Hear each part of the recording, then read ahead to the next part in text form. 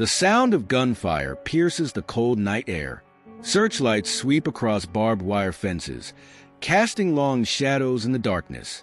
A lone figure darts between patches of cover, his heart pounding in his chest, each ragged breath a prayer for survival.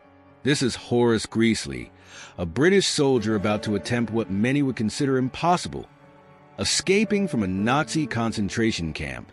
But for Greasley, this isn't just any escape attempt. It's his ninth. In the darkest hours of World War II, when hope seemed lost and the forces of tyranny threatened to engulf the world, one man's indomitable spirit would defy the odds and inspire generations to come. This is the astonishing story of Horace Greasley, the man who escaped 9 Nazi concentration camps. The year is 1939. Europe stands on the precipice of chaos as Nazi Germany's aggressive expansion threatens to shatter the fragile peace that has held since the Great War. In Britain, young men like Horace Greasley are called to arms, leaving behind their families, their jobs, and the only lives they've ever known. Greasley, a young hairdresser from Ibstock, Leicestershire, is just 20 years old when he enlists in the British Army. Like many of his generation, he is filled with a mixture of patriotic fervor and youthful naivety, unaware of the horrors that await him. As Greasley undergoes basic training, the world around him plunges into chaos. On September 1st, 1939, Nazi Germany invades Poland, triggering declarations of war from Britain and France. The conflict that will come to be known as World War II has begun, and Greasley finds himself thrust into the heart of one of history's greatest struggles. The initial months of the war see Greasley deployed to France with the 2nd Battalion of the Royal Leicestershire Regiment. These early days are filled with a strange mix of tension and boredom. The young soldiers dig trenches, man defensive positions, and wait for an enemy that seems to lurk just over the horizon. Greasley, like many of his comrades, writes letters home, trying to reassure his family while grappling with his own fears and uncertainties. But the relative calm of the phony war is shattered in May of 1940, when the German Wehrmacht launches its blitzkrieg against Western Europe. The speed and ferocity of the German advance catch the Allies off guard. Greasley and his fellow soldiers find themselves overwhelmed, fighting desperate rearguard actions as they retreat towards the English Channel. It is during this chaotic retreat that Greasley's war takes a dramatic turn. On May 25, 1940, near the town of Carvin in northern France, Greasley's unit is surrounded and captured by German forces.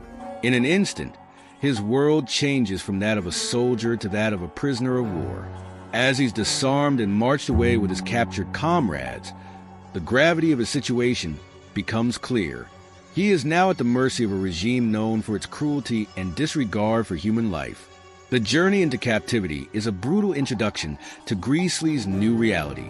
He and his fellow prisoners are marched for days with little food or water. Those who falter are beaten or shot. Greasley witnesses acts of casual cruelty that will haunt him for years to come. But even in these early days of his captivity, a spark of defiance burns within him. He begins to look for weaknesses in the German security, noting the routines of the guards and the layout of their temporary camps.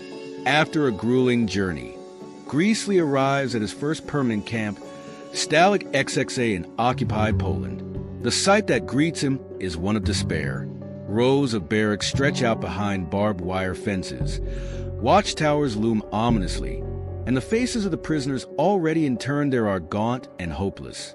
But Greasley refuses to give in to despair. Instead, he begins to plan. Life in Stalag XXA is a constant struggle for survival. The days are filled with monotonous labor, digging ditches, repairing roads, or working in nearby factories. The work is hard, the hours long, and the German guards are quick to punish any perceived slacking. Greasley quickly learns to navigate this new world, forming alliances with fellow prisoners and doing whatever it takes to secure extra rations. But it's not just the physical hardships that test Greasley. The psychological toll of captivity is immense. He watches as some of his comrades succumb to despair, their spirits broken by the seemingly endless nature of their imprisonment.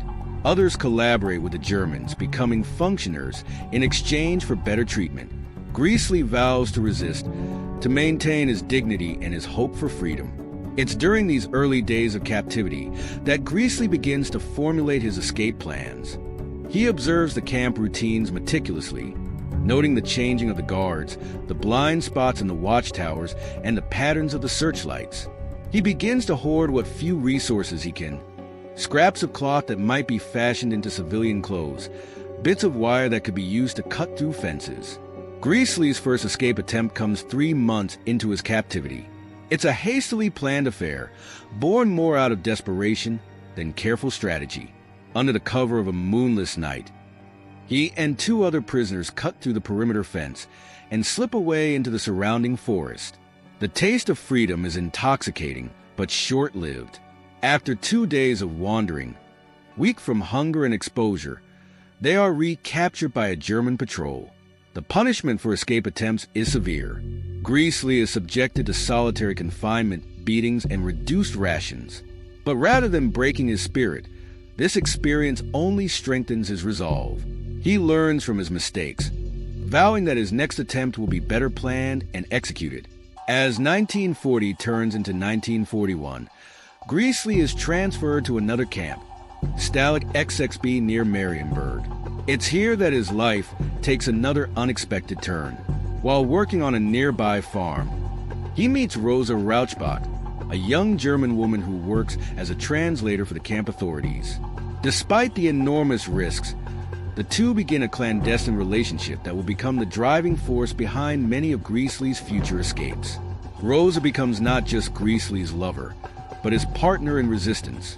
She provides him with information about German troop movements and camp security, smuggles in extra food and supplies, and even helps to forge documents for his escape attempts. Their relationship, conducted in stolen moments and secret meetings, becomes a beacon of hope in the darkness of war. If you're captivated by this incredible tale of love and bravery in the face of overwhelming odds, make sure to subscribe to our channel. Don't miss out on more extraordinary stories that shed light on the hidden heroes of history. Greasley's subsequent escape attempts become more elaborate and daring. He uses disguises, forged papers, and a growing network of sympathetic locals to aid in his bids for freedom. Each escape is meticulously planned, often taking months of preparation. And each time he's recaptured, he learns, adapts, and begins planning his next attempt. The camp becomes a revolving door for Greasley, earning him the nickname the Mallard among his fellow prisoners for his uncanny ability to slip away. His escapes are not just acts of personal survival, but statements of defiance against a regime that sought to crush the individual will.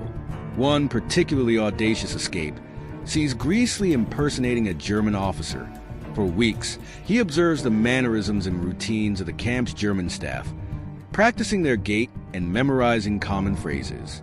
Rosa helps him perfect his German pronunciation, though they both know his linguistic skills will never withstand close scrutiny. On a cold November morning, Greasley puts his plan into action. Having stolen a uniform piece by piece over several months and armed with forged papers provided by Rosa, he approaches the camp's main gate with his heart pounding, but his face a mask of stern authority. As he nears the checkpoint, Greasley barks out a command in his best imitation of a German officer's tone. The young guard at the gate snaps to attention, clearly intimidated.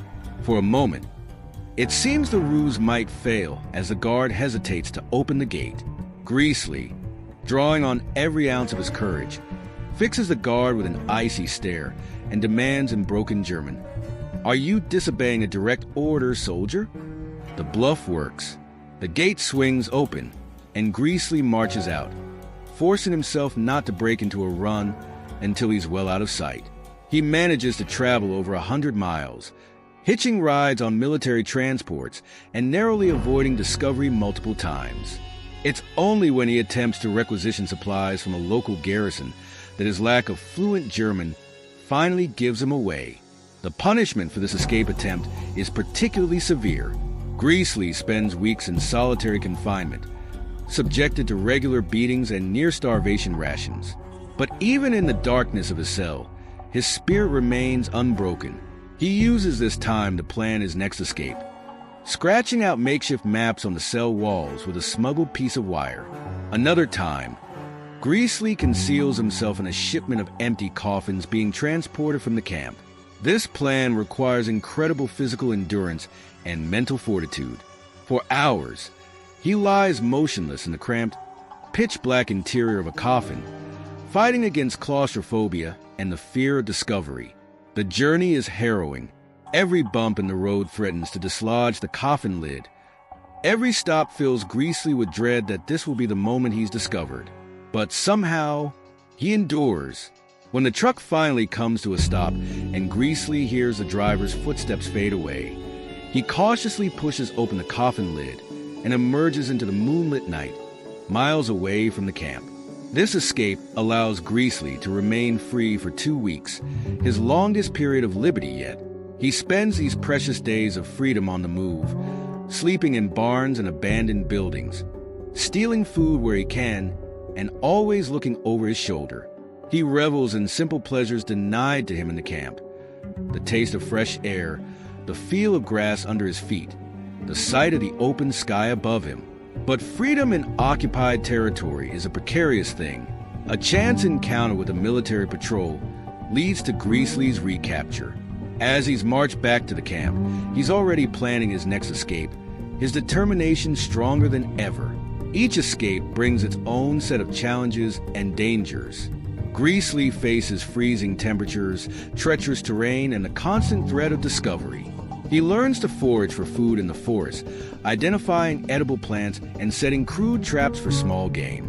He becomes adept at navigating by the stars, a skill that proves crucial during his nighttime treks across unfamiliar countryside. Perhaps most importantly, Greasley learns the art of blending in. He studies the mannerisms and dress of local civilians, perfecting the art of becoming invisible in plain sight. He learns to move with purpose but without drawing attention, to answer questions confidently but vaguely, to be forgettable in a world where standing out could mean death.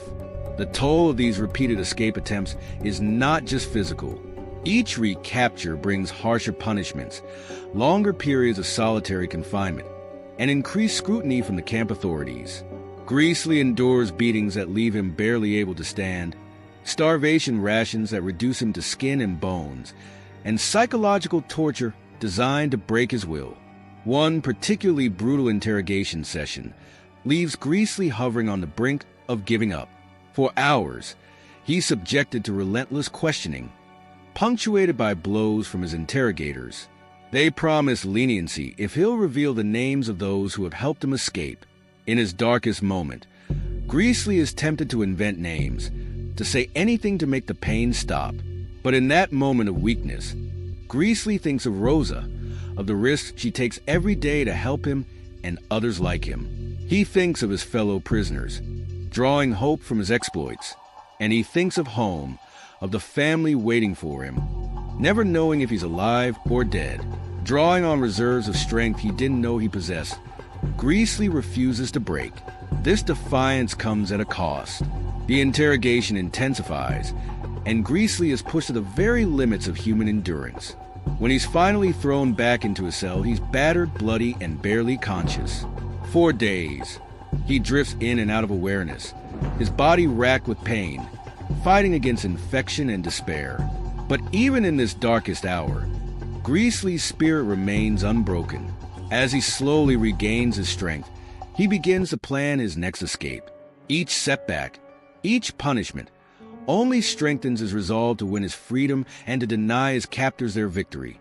Through it all, Greasley maintains a sense of humor, a trait that endears him to his fellow prisoners and occasionally even to his guards. He becomes known for his ability to find moments of levity in the bleakest situations, a talent that helps to keep morale up among the prisoners. One story that becomes camp legend involves Greasley's encounter with Heinrich Himmler, the head of the SS, during an inspection of the camp. As Himmler tours the facility, he notices Greasley, who stands out due to his physical fitness, a result of his constant escape attempts and the exercise regimen he maintains even in captivity. Himmler, impressed by Greasley's physique, asks through an interpreter if the Englishman has German ancestry. Greasley, with a straight face, replies that yes, His grandmother was German. When asked for her name, Greasley pauses for a moment before answering, Eva Braun, the name of Hitler's mistress. The audacity of the joke, made to the face of one of the most powerful and feared men in Nazi Germany, cements Greasley's reputation for unshakable courage and wit. His fellow prisoners begin to view Greasley with a mixture of admiration and disbelief. Some think he's crazy to keep risking his life, while others draw inspiration from his relentless defiance. His exploits become the stuff of camp legend, whispered about in hushed tones in the barracks at night, each retelling growing more elaborate than the last. But Greasley's activities aren't limited to escape attempts. Within the camp, he becomes a key figure in the prisoners' resistance efforts.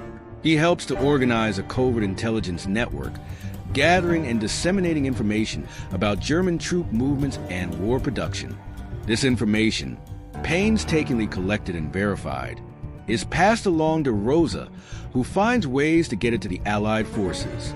Greasley also participates in sabotage efforts, deliberately slowing down or sabotaging work in the factories where prisoners are forced to labor.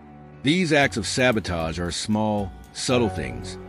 A tool that goes missing at a crucial moment, a shipment that's delayed due to misplaced paperwork, a machine that mysteriously breaks down.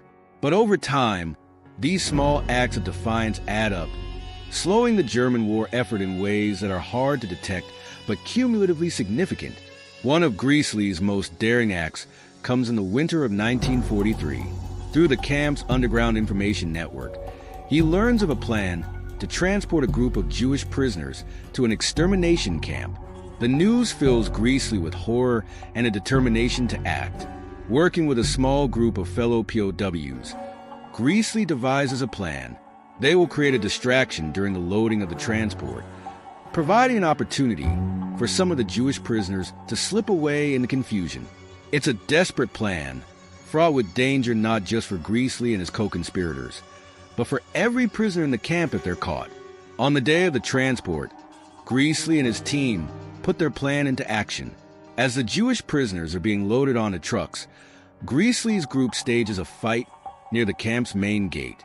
In the ensuing chaos, as guards rush to break up the brawl, several of the Jewish prisoners manage to slip away, disappearing into prearranged hiding spots. The escape is successful, but the cost is high. Greasley and the other POWs involved in the distraction are severely beaten, and the entire camp is subjected to harsh reprisals. But for Greasley, the bruises and extra labor are a small price to pay for the lives saved. This event marks a turning point for Greasley. While his previous escapes were primarily motivated by a personal desire for freedom and a stubborn refusal to submit to his captors, he now begins to see his acts of resistance in a broader context.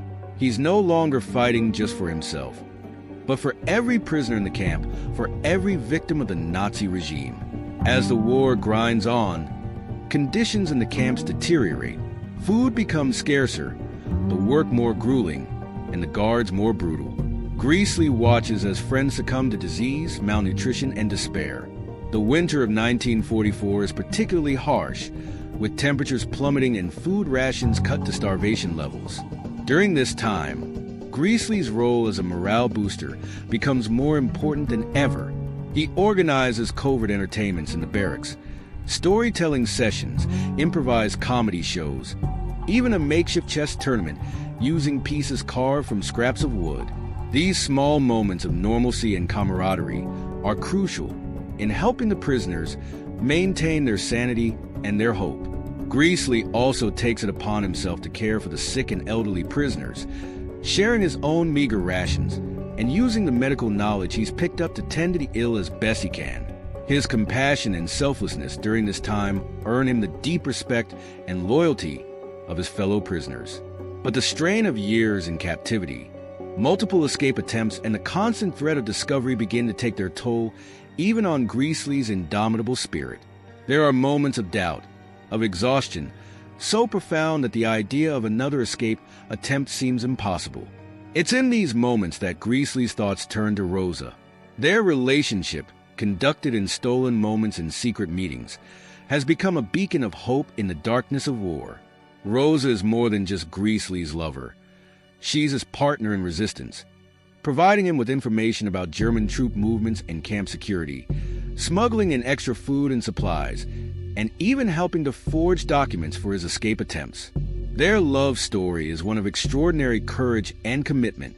Every meeting is a risk, every exchange of information a dance with death. Yet they persist, driven by a love that transcends the boundaries of war and nationality. Rosa's role in Greasley's story cannot be overstated. She is his lifeline, his connection to the world outside the camp fences. Through her, Greasley learns of the progress of the war, of the slowly turning tide against Nazi Germany. This information becomes precious currency in the camp, boosting morale and giving the prisoners hope that their ordeal might someday end.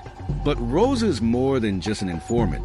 She becomes Greasley's partner in his escape attempts, using her position as a translator to gain access to official documents and information. She memorizes guard schedules, maps out patrols, and even manages to procure civilian clothes for Greasley to use in his escapes. Their meetings are fraught with danger. They snatch moments together in the shadows of the camp buildings, communicating in whispers and meaningful glances. Rosa slips Greasley notes hidden in loaves of bread or sewn into the linings of clothes. Each message is a risk, each meeting a potential disaster, but for Greasley and Rosa, it's a risk worth taking. One particularly poignant moment comes during the harsh winter of 1944.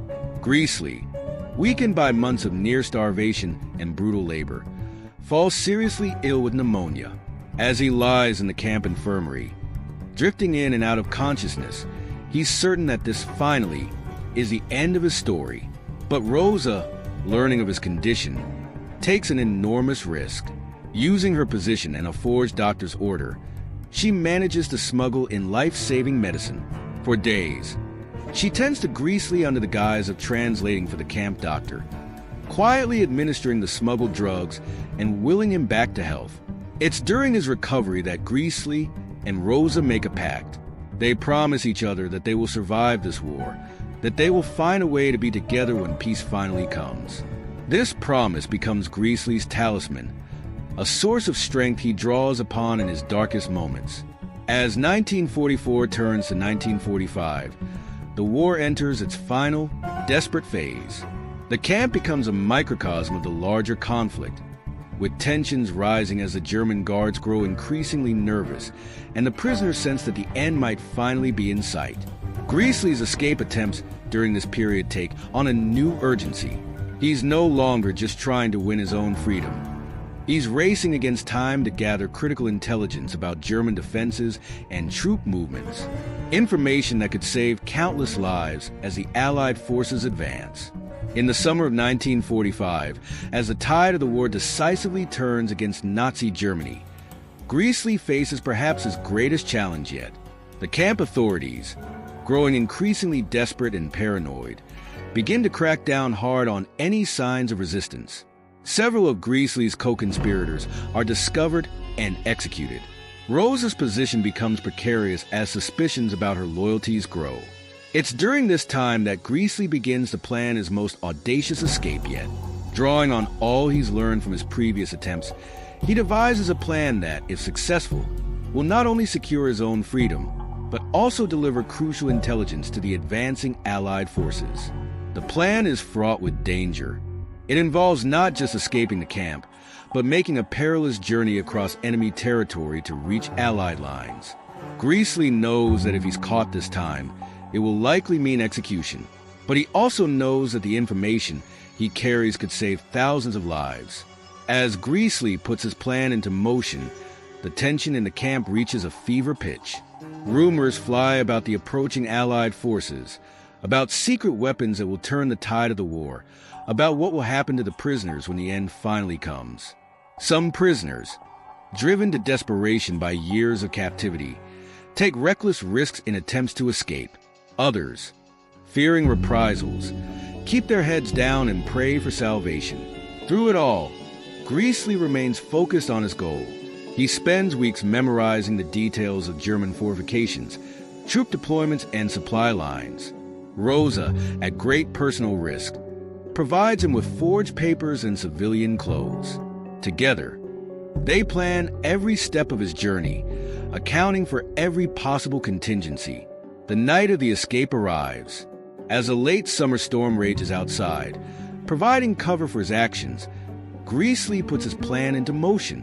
Using lockpicking skills honed over years of escape attempts, he slips out of his barracks and makes his way to a prearranged meeting point near the camp's perimeter fence. Rose is waiting for him, her face pale with tension but her eyes shining with determination. She hands him a bundle containing civilian clothes and forged identity papers.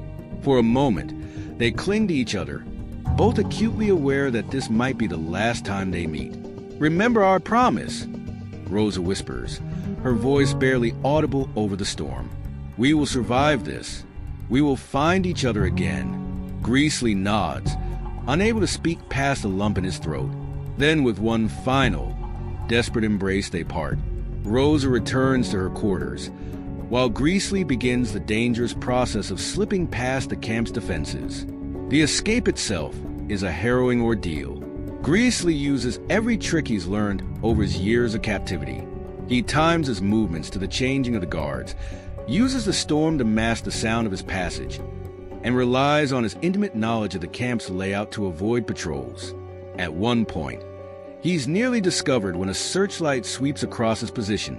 Greasley freezes, pressing himself into the mud, hardly daring to breathe as the beam of light passes just inches from his face. For a heart-stopping moment, he's certain he's been spotted, but the light moves on, and Greasley continues his perilous journey. Finally, after what seems like an eternity, Greasley reaches the perimeter fence. Using wire cutters smuggled to him by Rosa, he cuts a small opening and squeezes through. As he takes his first steps into freedom, Greasley allows himself a moment of elation, but he knows the most dangerous part of his journey is still ahead. For the next several weeks, Greasley makes his way across occupied territory, using all the skills he's honed over years of escape attempts. He travels by night, hiding during the day in barns, abandoned buildings, and dense forests. He forages for food, steals when he must, and relies on the occasional help of sympathetic civilians.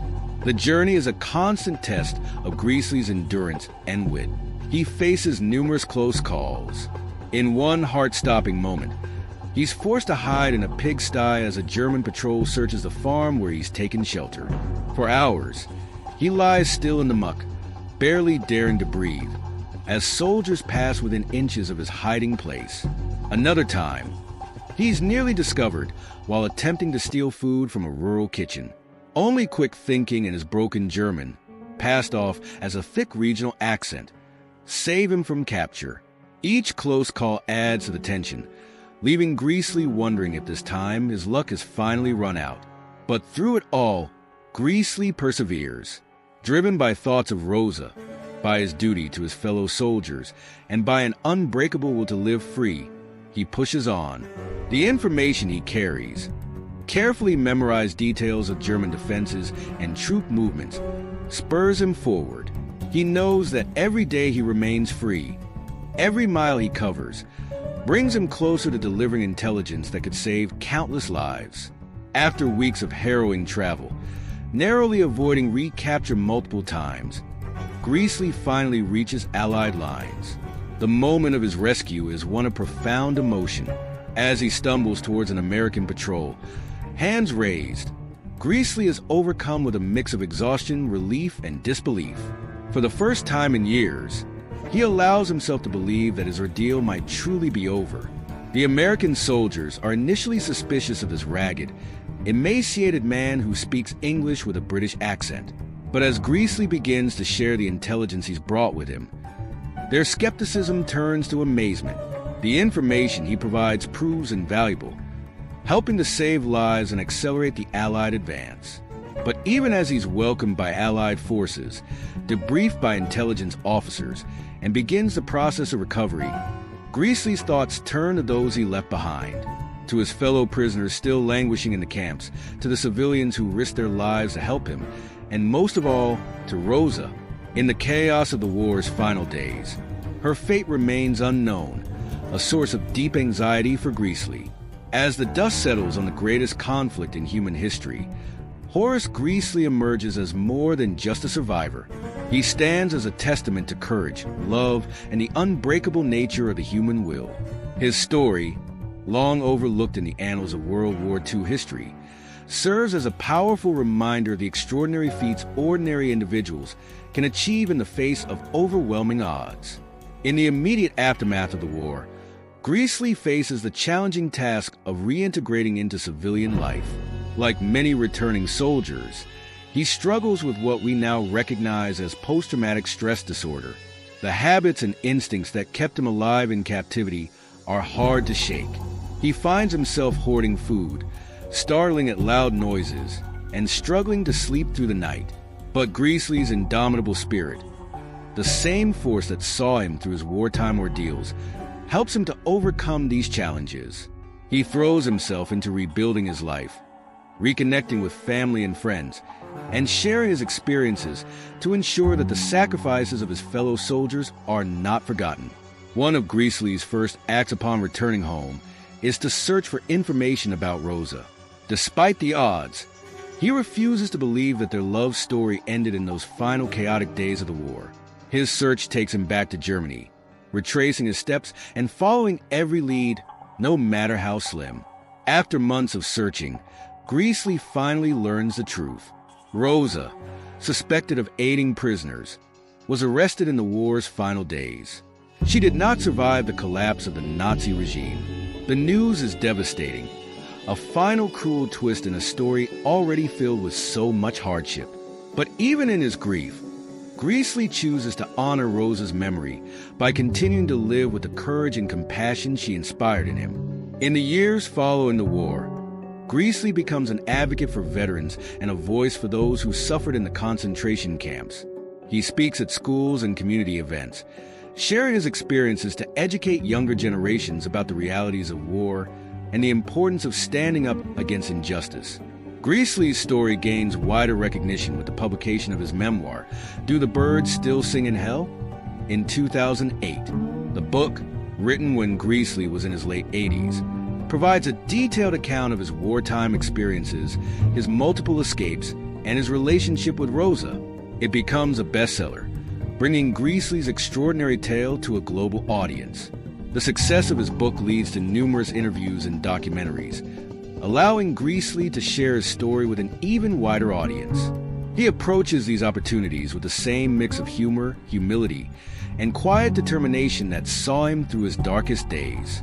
In these interviews, Greasley often reflects on what gave him the strength to keep going, to attempt escape after escape despite the risks and punishments. He credits his love for Rosa, his sense of duty to his fellow soldiers, and a stubborn refusal to let his captors break his spirit.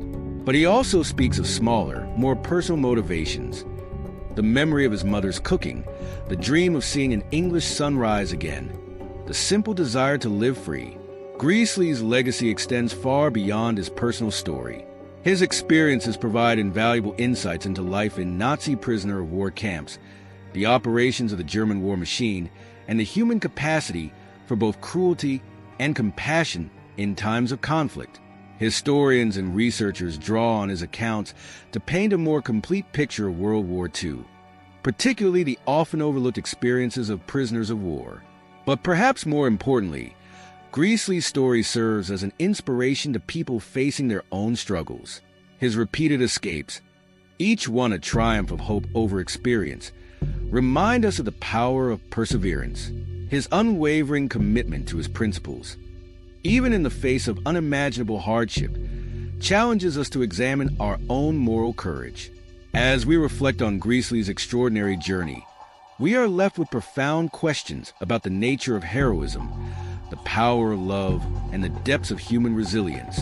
His story reminds us that even in the darkest of times, hope can survive, and that one person's determination can make a difference. Horace Greasley passed away in 2010 at the age of 91, but his legacy lives on. In every act of courage, in every stand against injustice, in every triumph of love over hate, the spirit of Horace Greasley endures. As we face the challenges of our own time, Let us draw inspiration from this extraordinary tale of human endurance. May we all find within ourselves a fraction of the courage, resilience, and hope that define the life of Horace Greasley. And may we never forget the lessons of history or the extraordinary individuals who lived it. In a world that sometimes seems fraught with conflict and division, the tale of Horace Greasley reminds us of the best qualities of humanity: resilience, compassion, and an unyielding spirit. It challenges us to consider, what would we do in the face of such adversity? How far will we go for love and freedom? As we close this chapter of history, let us carry forward the lessons of Horace Greasley's incredible journey. May his story inspire us to face our own challenges with courage, to stand up for what is right, and to never underestimate the power of the human spirit. In honoring the memory of Horace Greasley and countless others who resisted tyranny, we recommit ourselves to the values of freedom, justice, and human dignity. Their sacrifices remind us of the price of liberty and the importance of standing against oppression in all its forms. The man who escaped 9 Nazi concentration camps may no longer be with us, but his legacy lives on. In every act of courage, in every stand against injustice, in every triumph of love over hate, the spirit of Horace Greasley endures. As we face the challenges of our own time, let us draw inspiration from this extraordinary tale of human endurance. May we all find within ourselves a fraction of the courage, resilience, and hope that define the life of Horace Greasley. Yendi.